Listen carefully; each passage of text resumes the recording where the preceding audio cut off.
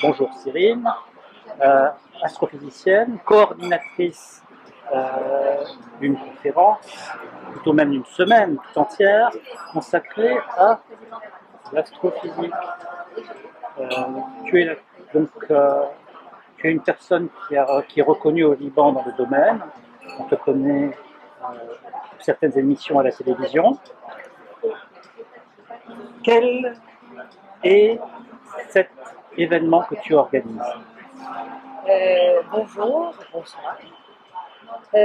Avant de parler de cet événement qui va commencer demain, le début de cette grande fête spatiale et astrophysique coïncide avec votre fête. Donc, bonne fête. Merci. Merci beaucoup pour l'intérêt que votre média porte pour nous et pour l'espace et pour le Liban. En fait, les Nations Unies ont déclaré en 1999 une semaine mondiale pour le spatial et l'astrophysique. C'est quelque chose qui a commencé après l'être humain, après l'homme, après avoir mis son pied sur la Lune, sur la surface de la Lune. Ils ont voulu rendre plus accessible l'espace pour toute l'humanité. Et comme les Nations Unies ont un but de rassembler et de donner l'accessibilité à la technologie, et quand on parle technologie, quelle est la technologie la plus, disons, noble? Excusez-moi, pour moi, la technologie la plus noble, c'est la spatiale, et surtout la spatiale, elle donne directement application sur la Terre, notre vie de tous les jours. Et donc, ils ont décidé que sur toute la Terre entière, il y aurait une semaine consacrée à rendre ceci accessible aux êtres humains. Et du 4 octobre au 10 octobre, il y a plus de 92 pays au monde qui consacrent cette semaine pour des activités ludiques, pas que des conférences compliquées sur les quarks, les bosons de Higgs, les trous noirs, et pourquoi pas, mais dans les écoles, dans les workshops, dans les niveaux de peinture, tout ce qui est relié. On peut être des arts, on peut être des artistes, on peut être des ingénieurs, on peut être tout simplement des amateurs de l'espace et de l'univers. Donc c'est quelque chose d'ouvert à tout le monde. À tout le monde. Et il n'y a pas de limitation de compréhension, etc. Au contraire, c'est une invitation pour tout le monde à venir voir ce qu'on fait, sur un plan international. Sur un plan international, et surtout donner l'occasion à donner un espace de créativité.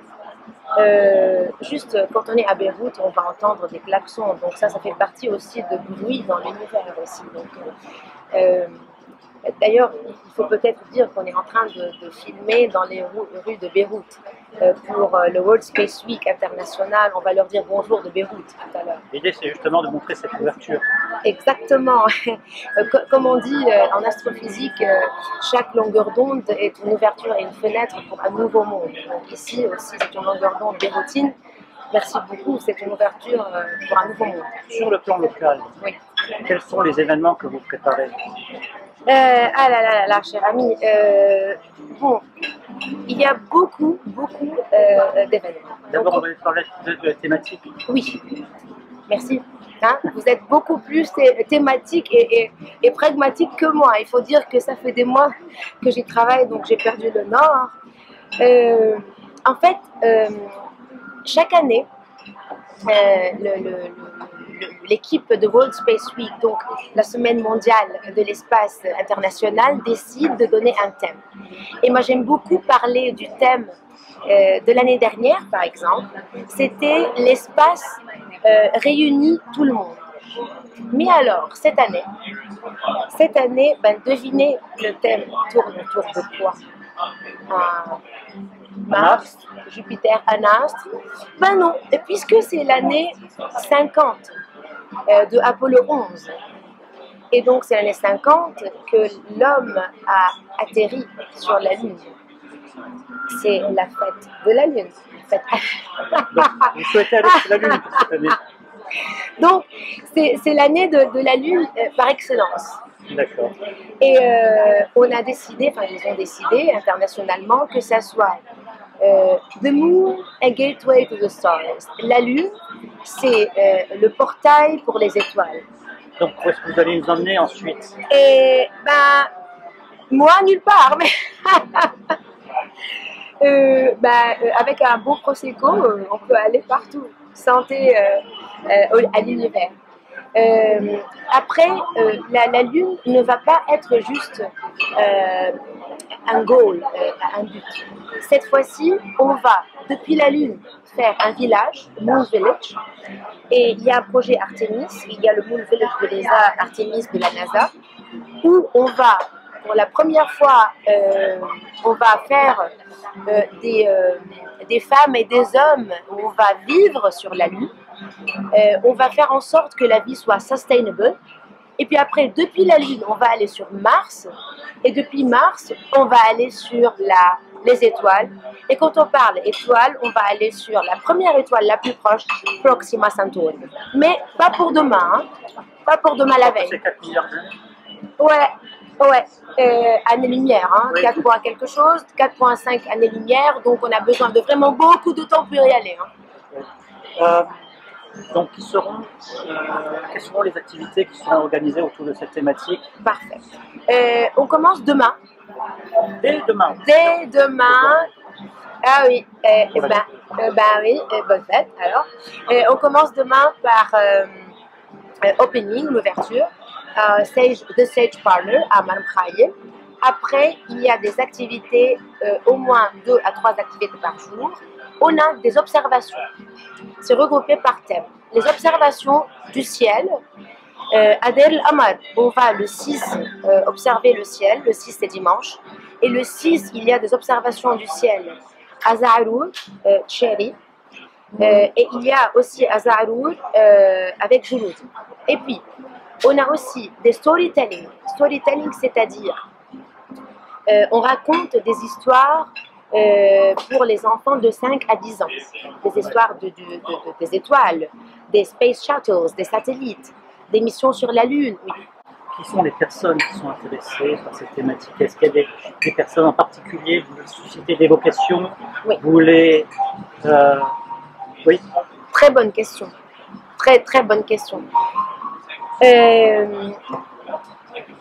À chaque fois que je fais des public outreach, c'est-à-dire que je fais de la vulgarisation scientifique, je me rappelle pourquoi je suis astrophysicienne. La première fois que j'ai observé le ciel, j'avais 8 ans. J'ai observé Saturne, ce Lord of the Rings, cette planète avec les anneaux toutes libres comme ça dans le ciel. J'ai la chair de poule et je me suis dit, je veux cette liberté, je veux ça, je veux cet infini. Et je voulais comprendre comment cette chose était comme ça, toute seule, avec ce silence. Donc, Saturne, le Seigneur des Anneaux, oui. Lord of the Rings. Oui, et donc je me suis dit que je voulais faire ça. Alors, ça s'adresse bien sûr, parce que des vocations, plus que ça.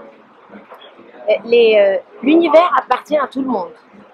Et ça, c'est une de mes devises, comme vous savez, Dr. C, Cosmos within the reach of everyone. Within everyone's reach. Cosmos within everyone. Déjà, okay. Donc, l'univers appartient à tout le monde. Et donc, ça fait partie. Pardon. Tiens, on le recommence.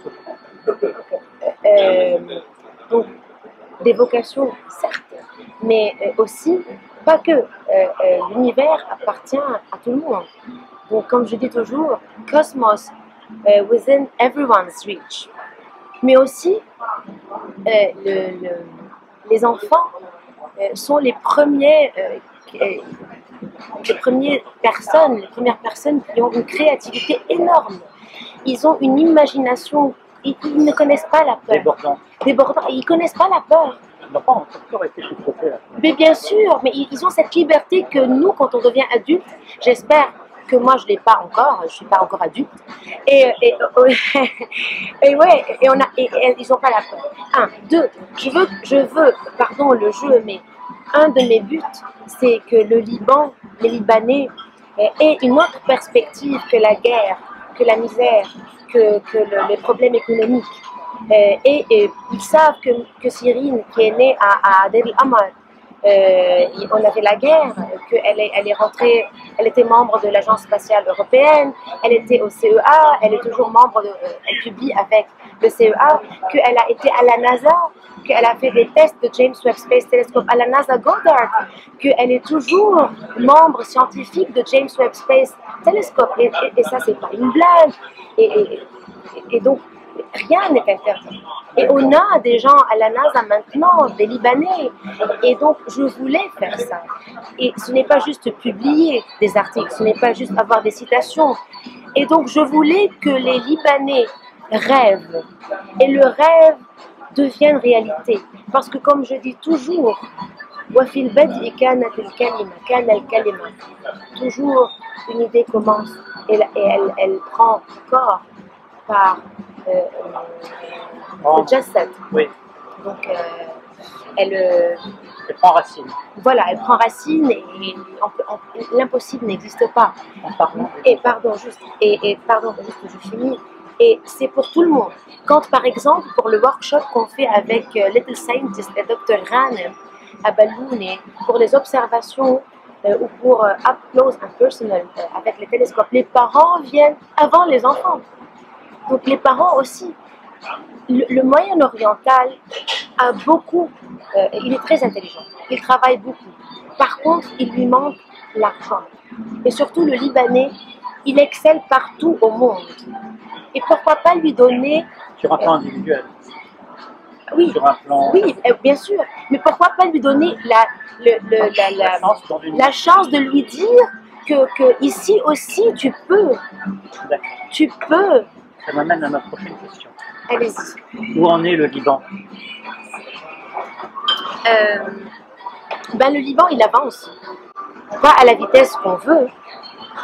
Le Liban avance sûrement, lentement, doucement. Écoutez, il y a 8 ans, une équipe d'astrophysiciens libanais un peu fous, mais rêveurs, sont venus. Ils ont fait un master d'astrophysique entre deux universités, NDU et USJ. On a maintenant beaucoup d'étudiants qui sont partout et on en est très fiers dans le monde. Et on a construit un observatoire. On a un observatoire à NDU et qui a servi à beaucoup de visites, et on fait beaucoup de discovering the universe and astronomy à NDU avec l'USJ bien sûr, et on peut faire des visites publiques et on travaille et maintenant on a des papers, des publications de citations NDU. Et la surprise, d'ailleurs Dr. Luay et le CubeSat et NanoSatellite, il va nous faire un workshop à Antwerp pour le closing. Le Liban va participer d'ici 4 ans pour envoyer un nanocube, un nanosat, CubeSat, un petit satellite dans l'espace. Donc le Liban, il a fait l'observatoire terrestre et il va rentrer dans la course internationale avec un satellite spatial. Peut-être bientôt, d'ici 10 ans, on va aussi envoyer un astronaute dans l'espace. Donc on y est. C'est un retour à ce qu'on faisait dans les années 60, on envoyait des fusées. Sinon, on essaie de revenir dans la course. On essaie, mais vous savez, c'est toujours le Liban, quand on avance, il y a un problème qui nous... bon, ne parlons pas politique, hein, mais voilà. Oui. Là, je vous souhaite alors le meilleur pour cette conférence. Oui. Merci, et si vous permettez, on a eu une discussion cet après-midi, et vous avez dit quelque chose de fortement correct et très intelligent, si vous me permettez. Mais, ouais, non mais sérieux, non, c'est pas le violon, non. Vous gardez ça, vous coupez pas ça, s'il vous plaît. Il m'a dit, et je trouve ça vraiment très important, et c'est ce à quoi je crois. Il faut vraiment travailler sur 2 axes. Enrichir la poche et enrichir l'intellect et l'âme. Donc, c'est comme dans un couple, il faut que un travaille pour la caisse et un travaille pour l'âme et l'esprit. Et donc, dans un pays, dans un gouvernement, dans un État, il faut que l'argent arrive en parallèle pour éduquer l'esprit, l'intellect, donner de l'argent à la recherche, mais aussi donner de l'argent aux banques, aux finances, aux entreprises, parce que sinon, la balance n'est pas en équilibre. Et en tant que physicienne et astrophysicienne, tout est question de conservation d'énergie et d'équilibre. Voilà. Merci. Alors, on va dire, on va vous suivre sur le programme qui va être fait. Soyez nombreux. On commence demain et on finit le 11. Suivez-nous sur Facebook, World Space Week Lebanon 2019, Dr. C.